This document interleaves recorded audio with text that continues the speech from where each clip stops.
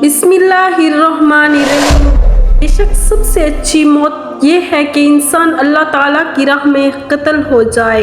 अल्लाह ताला की कसम, अल्लाह ताला की राह में तलवार का 100 जख्म भी बिस्तर पर मरने से ज़्यादा आसान है। बेशक जितने लोग ज़मीन की पुष्ट पर चलते हैं वो सब के सब ज़रूर इसकी पेट में दफन होंगे। बेशक तेरी उम्र वही वक्त है जिसमें तू मौजूद है, क्योंकि गुज़श्ता वक्त चला जाएगा और आइंदा का कुछ एतबार नहीं।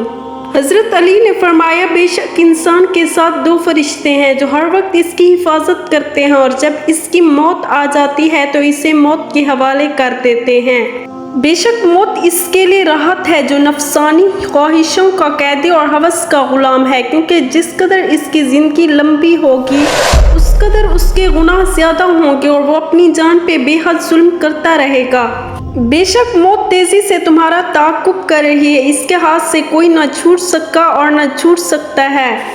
बेशक मौत की ऐसी सख्त तकालीफ हैं जो इहाता बयान से बाहर और अहले दुनिया की अक्ल में आने से खारिज हैं। जो शख्स मौत तौले अमल की आंख से देखता है वो दुनिया में फजूल उम्मीदों के पीछे पड़ता है, उसे मौत दूर से दिखाई देती है।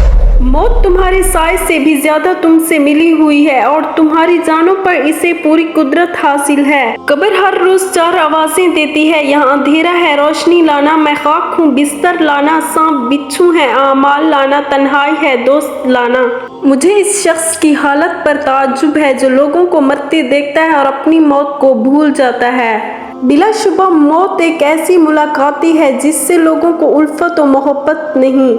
हमेशा मौत और इन बाद जो हालात आने वाले हैं इनको याद किया करो और मजबूत शर्त के बगैर मौत की आरज़ू ना करो।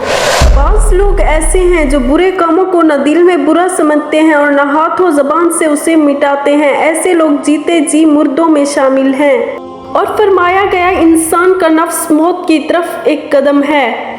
मौत की सच्चाई उम्मीदों के झूठ को रुस्वा कर देती है। मौत हर एक जिंदा के सर पर खड़ी है।